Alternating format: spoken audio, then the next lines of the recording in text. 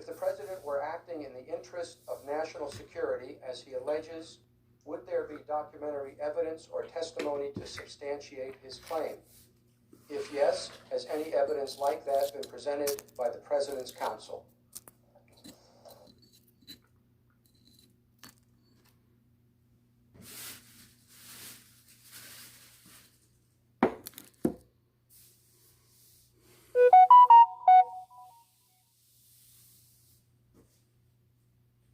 Thank you, Mr. Chief Justice. Thank you, Senators, for the question. The answer is yes. There are well-established processes, mechanisms, and agencies in place to pursue valid and legitimate national security interests of the United States, like the National Security Council, like the National Security Advisor, as in Ambassador John Bolton, and many other folks within the State Department and the Department of Defense.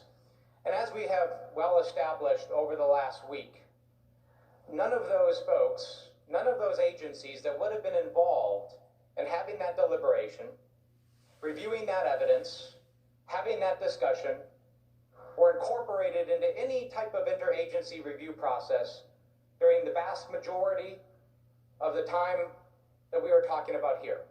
From the time of the president's call on July 25th to the time the hold was lifted, those individuals, those agencies were in the dark. They didn't know what was happening.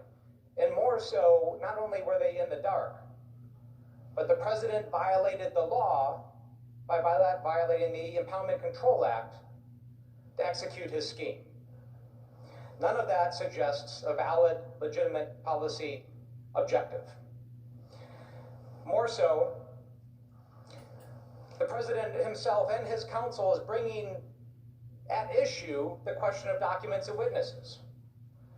If over and over again, as we've heard in the last few days, that the president was simply pursuing a valid, legitimate policy objective, if this was a specific debate about policy, a debate about corruption, a debate about burden sharing, then let's have the documents that would show that. Let's hear from the witnesses that would show that, because the documents and the witnesses that we have forwarded, that we have talked about, show the exact opposite. So the American people in this chamber deserve to have a fair trial. The president deserves to have a fair trial.